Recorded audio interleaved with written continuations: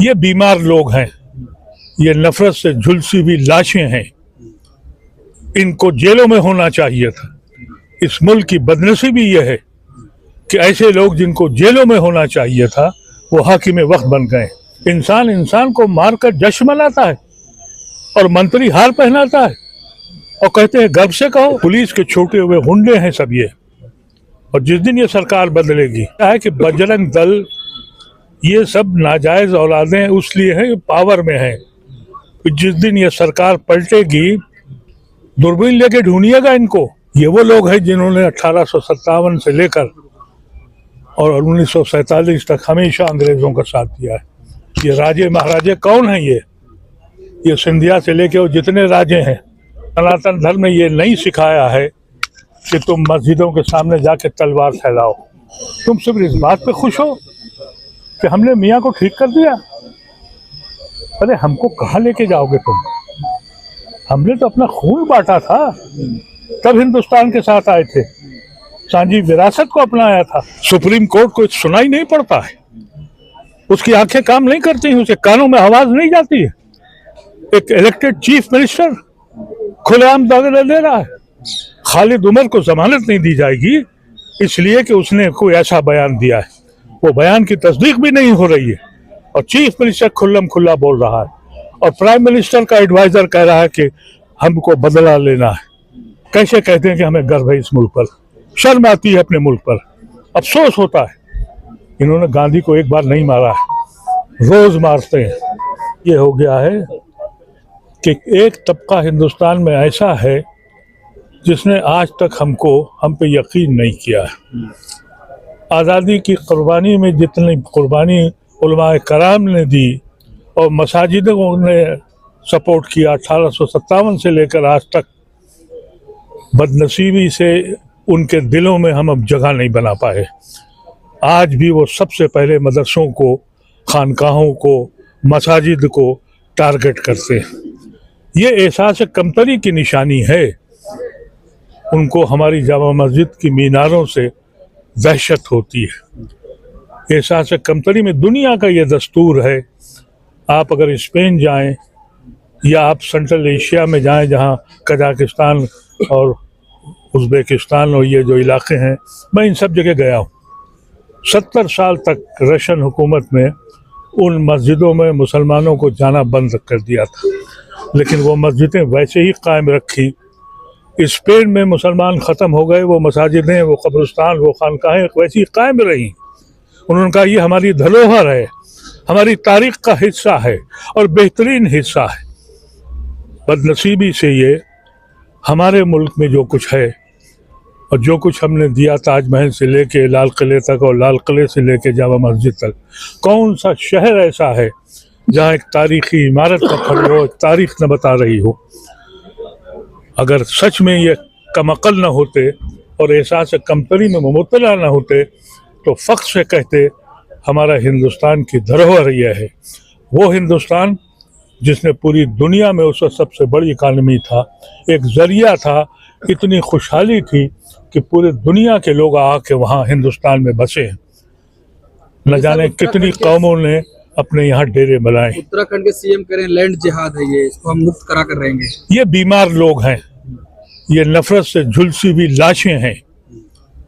इनको जेलों में होना चाहिए था। इस मुल्क की बदनसीबी ये है कि ऐसे लोग जिनको जेलों में होना चाहिए था वो हाकिम वक्त बन गए। इस मुल्क में अगर ये कहा जाए, फिर ये कहते हैं गर्व से कहो, इंसान इंसान को मारकर जश्न मनाता है और मंत्री हार पहनाता है और कहते हैं गर्व से कहो। कैसे कहते हैं? शर्म आती है हमें। उत्तराखंड से एक और मामला आया जहां पर मोहम्मद दीपक सामने आए, जब एक मुस्लिम बुजुर्ग की दुकान बंद कराने बजरंग दल पहुंचा था, उसको कैसे देख रहे हैं? मैं उस दीपक को सलाम करता हूँ और दुआ करता हूँ कि रसूलुल्लाह सल्लल्लाहु अलैहि वसल्लम की सारी नेकियां और सारी खुशहाली उसके सर में आए। उसके हिम्मत थी, उसने एक मजलूम को बचाने की कोशिश करी, उसको जेल भेजे, उसके खिलाफ FIR कर रहे हैं। और जो मजमा आया वो पुलिस लेके आया। ये पुलिस के छोटे हुए गुंडे हैं सब ये। और जिस दिन ये सरकार बदलेगी और जिस दिन इंसाफ जागेगा, हमें इसलिए उम्मीद है अभी कि एक बड़ी तादाद हिंदू भाइयों की आज भी वो परेशान है कि ये क्या हो रहा है। लेकिन बजरंग दल कह रहा है हमारे बाबा के नाम पे आप दुकान का नाम कैसे रख सकते हैं? ऐसा है कि बजरंग दल ये सब नाजायज औलादें उसलिए हैं पावर में हैं। जिस दिन ये सरकार पलटेगी दूरबीन लेके ढूंढिएगा इनको, ये नहीं दिखाई पड़ेंगे। और इमरजेंसी से पहले आरएसएस वाले अपना नाम नहीं बताते थे, छुप के काम करते थे। बदनसीबी ये हुई कि इमरजेंसी के बाद सब के सब लोगों ने उस कानून के खिलाफ मुखालफत करी और जेपी मूवमेंट में मुसलमान और जमात इस्लामी और जमात उलमा और सारे उलमा साथ आ गए, इनको रिकग्निशन मिल गया।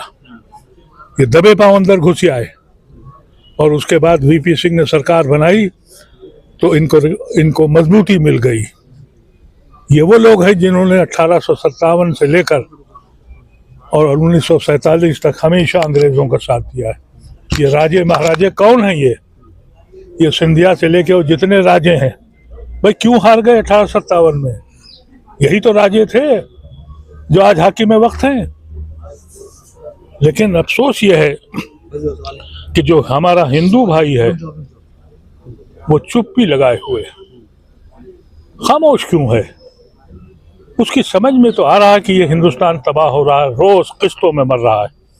लेकिन सर बजरंग दल कह रहा है कि हम तो हिंदुओं को जगाने का काम कर रहे हैं, वो करते रहेंगे। बजरंग दल तो सनातन धर्म की जो बेइज्जती कर रहा है।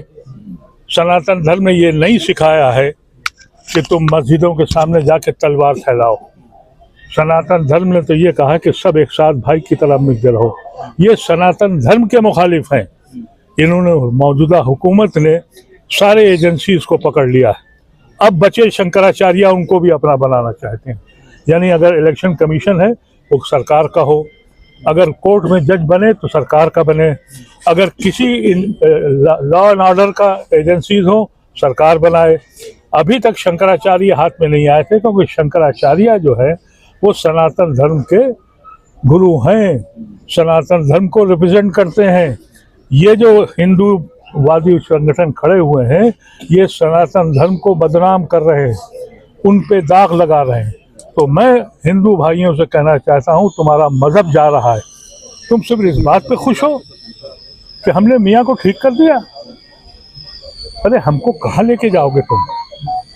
हमने तो अपना खून बांटा था, तब हिंदुस्तान के साथ आए थे, सांझी विरासत को अपनाया था। हमको क्या जब मुसलमान मुल्क हमको एक्सेप्टेबल नहीं है तो हम हिंदू मुल्क कैसे एक्सेप्ट कर लेंगे? ये बात समझ रहे हो हाकिम वक्त। हमने मुस्लिम मुल्क को ठुकरा दिया था, हिंदू राष्ट्र में हम एक्सेप्ट नहीं करते। लेकिन सर असम के मुख्यमंत्री हिमंता बिस्वा शर्मा कह रहे हैं जब तक मैं रहूंगा मियाँ परेशान रहेगा, उसको परेशान करना है। 5 रुपए रिक्शे किराया 4 रुपए दीजिए आप। अगर इस मुल्क में सही बात में अदालत होती तो उसको संज्ञान लेना चाहिए था। सुप्रीम कोर्ट को सुनाई नहीं पड़ता है, उसकी आंखें काम नहीं करती हैं, उसके कानों में आवाज नहीं जाती है। एक इलेक्टेड चीफ मिनिस्टर खुलेआम दावे दे रहा है। खालिद उमर को जमानत नहीं दी जाएगी इसलिए कि उसने कोई ऐसा बयान दिया है, वो बयान की तस्दीक भी नहीं हो रही है और चीफ मिनिस्टर खुल्लम खुल्ला बोल रहा है और प्राइम मिनिस्टर का एडवाइजर कह रहा है कि हमको बदला लेना है। अब बदला लेने का वक्त आ गया है। वो इन गुंडों से के बारे में कहता है कि तुम्हारा खून गर्म नहीं हुआ। सुप्रीम कोर्ट सुनने को तैयार नहीं है, संज्ञान लेने को तैयार नहीं है। कैसे कहते हैं कि हमें गर्व है इस मुल्क पर? शर्म आती है अपने मुल्क पर, अफसोस होता है। इन्होंने गांधी को एक बार नहीं मारा है, रोज मारते हैं, रोज गांधी की रूह को मारते हैं। और वो लोग जो खामोश बैठे हैं, चाहे हिंदू हो या मुसलमान हो, उनको शर्म आनी चाहिए। ये मुल्क हमने बहुत कुर्बानियों के बाद हासिल किया। सर क्या आप न्यायालय पे भरोसा नहीं रह गया? कैसे भरोसा करें जब वो बोल नहीं रहे? आप फैसला करेंगे, हम मान लेंगे फैसला, लेकिन वो फैसला तो नहीं होगा ना। जिसको दिल कबूल न करे वो इंसाफ नहीं है, वो मुंसिफ नहीं है। अदालतें जो हैं, जजेस जो हैं, वो ज़मीन पर अल्लाह के नुमाइंदे हैं, उनको इंसाफ करना चाहिए था। वो इंसाफ नहीं कर रहे हैं तो कैसे कहते हैं तुम नुमाइंदे हो? ज़मीन पर उनको तुम इसलिए भेजे गए थे कि तुम मुंसिफ बन जाओ, हक को हक कहना सीखो, जालिम को जालिम कहो। बोलते तो हैं, जब लिखने लगते हैं तो हाथ कांपने लगता है। जब ऐसे माहौल में पैदा हो जाए तो उस मुल्क को ऊपर वाला ही बचाएगा। लेकिन अभी दीपक ऐसे लोग बहुत हैं, हम उनको सलाम करते हैं। लेकिन सर दीपक रो रहे हैं, दीपक रो रहे हैं। सर मोहम्मद दीपक के ऊपर आपने देखा होगा आरएसएस अब नजर गड़ाकर बैठी है और लगातार उनको धमकियां दी जा रही है। आरएसएस, अरे पुलिस के साथ जाते हैं ना, ये पुलिस के साथ जाते हैं। आपने देखा जो उनको लूटने मारने के लिए गए थे तो पुलिस साथ थी। तो जब पुलिस ऐसी हो, जिस मुल्क की पुलिस बेईमान के साथ कम्युनल हो जाए, वो समाज तबाह हो जाता है। ये समाज तबाह हो गया है। जब यहाँ इलेक्शन इस बात पे जीता जाए कि मियाँ को किसने सताया है, वो हाकिम वक्त बनता है। मजदूर तबाह हो जाए, किसान मर जाए, फैक्ट्रियाँ बंद हो जाए, लोगों का रोजगार खत्म हो जाए, लेकिन मियाँ को तो ठीक करना है।